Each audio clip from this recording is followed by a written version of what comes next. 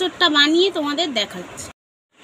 Variety মৌ কিচেনে আবার একটা নতুন রান্না নিয়ে চলে এসেছি। এখানে দেখো আমি এঁচোড়টাকে সিদ্ধ করে নিয়েছি। সিদ্ধ করেছি একটু নুন আর একটু হলুদ দিয়ে আমি ভালো করে সিদ্ধ করে নিয়েছি।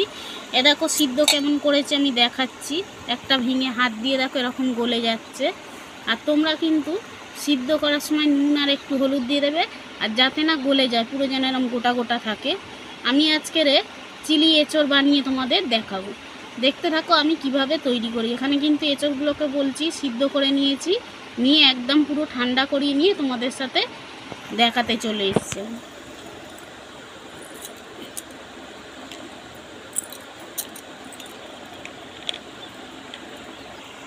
এখানে দেখো আমি 1 চামচে আদা রসুন বাটা নিয়ে নিয়েছি, এটা দিয়ে দিচ্ছি এর সাথে।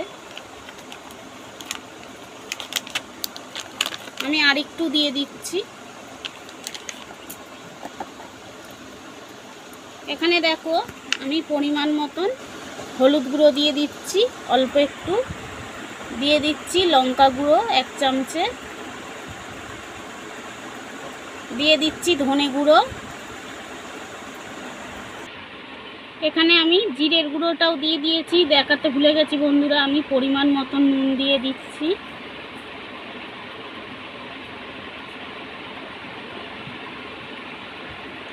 আর এখানে দেখো আমি একটু গোলমরিচের গুঁড়োও দিয়ে দেব, অল্প সামান্য দিচ্ছি যেহেতু গুঁড়ো লঙ্কা দেওয়া আছে। এখানে দেখো পরিমাণ মতন আমি ময়দা দিয়ে দিচ্ছি। আমি ক চামচে দিচ্ছি বলে দিচ্ছি, আমি 3 চামচে ময়দা দিয়েছি। আমি দেখো কর্নফ্লাওয়ার দিয়ে দিচ্ছি 2 চামচে দেব, 2 চামচে কর্নফ্লাওয়ার দিয়ে দিয়েছি। এখানে দেখো আমি একটু গরম মশলা দিয়ে দিচ্ছি। এখানে দেখো একটা ডিম ফাটিয়ে দিচ্ছি।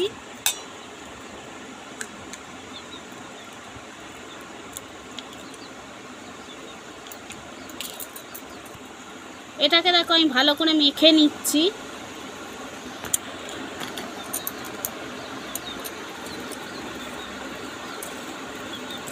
আমি এটা ভালো করে মেখে নিয়ে এখানে দেখো বন্ধুরা আমি একটু ফুড কালার হাতে নিয়ে নিয়েছি, নিয়ে এটা দিয়ে একটুখানি আর একটু ভালো করে মেখে নেব, নিয়ে তারপর তোমাদের দেখো।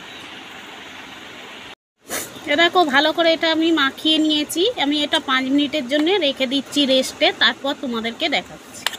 দেখো বন্ধুরা আমি কড়াইতে তেল দিয়ে দিয়েছি। এটা সাদা তেলই, তোমাদের এরকম লালচে দেখাচ্ছে। এটা সাদা তেল, আমি দোকান দিয়ে নিয়ে এসেছি, এরকম সাদা তেল বলে দিয়েছে।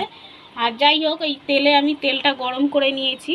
এই যে এটাকে আমি এঁচোড়টাকে যে রেখেছিলাম ম্যাগনেট করে, সেটা এবারে আমি কড়ার মধ্যে আস্তে আস্তে করে ভেজে নেব। দেখতে পাচ্ছ তেল কিন্তু গরম হয়ে গেছে। আমি এরকমভাবে এক একটা করে দিয়ে ভেজে নেব।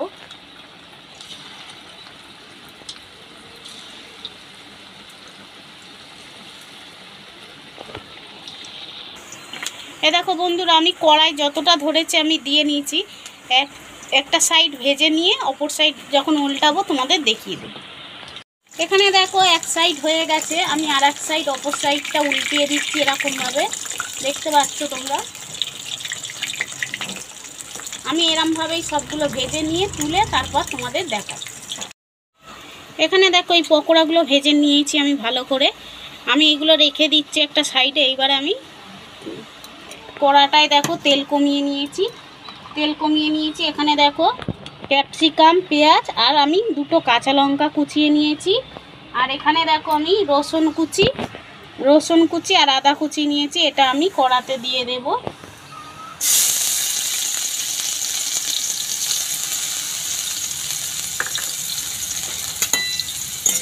আমি 6টা রসুন কোয়া আর 1 গাঁটের মতন আদা কুচিয়ে নিয়েছি, আমি এটার মধ্যে দিয়ে দিয়েছি, দিয়ে আমি ভেজে নিচ্ছি। আর এখানে ক্যাপসিকাম, পেঁয়াজ আর কাঁচা লঙ্কাটাও দিয়ে দিচ্ছি।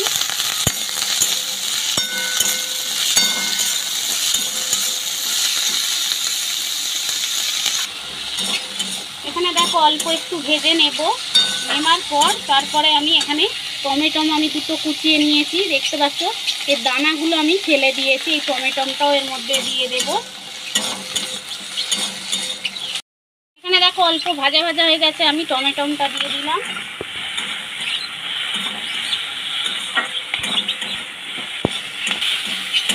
এখানে দেখো টমেটো ক্যাপসিকাম আমি সব ভালো করে ভেজে নিয়েছি। আর এখানে দেখো আমি টমেটো সস, সয়া সস আর চিলি সস মিশিয়ে নিয়েছি, এটা আমি এর মধ্যে দিয়ে দিই। এখানে দেখো গোলমরিচের গুঁড়ো দিচ্ছি, আমি আমার পরিমাণ মতন দিয়ে নিচ্ছি, তোমরা করলে তোমাদের পরিমাণ মতন। এটা যে ছোট একটা চামচে হয় সেই চামচের 1 চামচে হবে। এখানে দেখো আমি কাশ্মীরি লঙ্কা দিয়ে দিচ্ছি।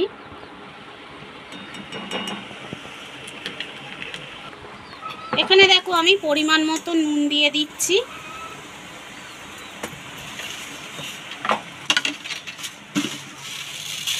এখানে দেখো 1 চামচে চিনি দিয়ে দিচ্ছি।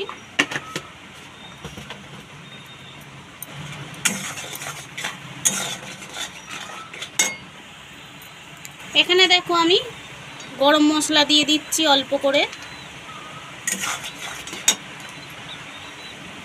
দিয়ে এটাকে ভালো করে নেড়ে নেব।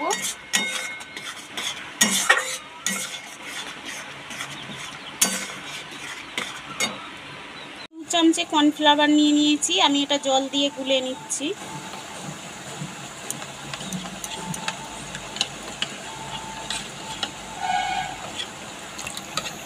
আমি কর্নফ্লাওয়ারটা দেখো এর মধ্যে দিয়ে দিচ্ছি, দিয়ে দেখো আমি ভালো করে নেড়ে নিচ্ছি। এখানে দেখো আমি 1 চিপি ভিনিগার দিয়ে দিচ্ছি। এখানে দেখো গ্রেভিটা ফুটে গেছে ভালো করে, আমি এইগুলো দিয়ে দিচ্ছি, পকোড়াগুলো আস্তে আস্তে করে দেব।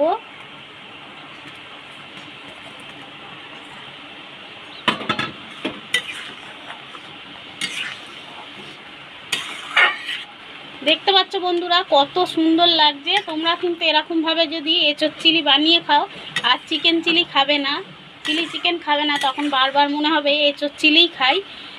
দেখতে পাচ্ছ কত সুন্দর লাগছে বন্ধুরা।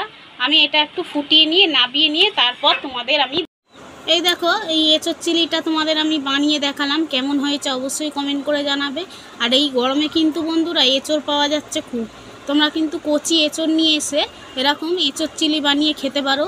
চিকেন মাছ ফেলে তোমরা এই এঁচোড় চিলি খাবে কিন্তু বন্ধুরা, দুর্দান্ত খেতে লাগে। তোমরা একবার খেয়ে আমাকে কমেন্ট করে অবশ্যই জানাবে।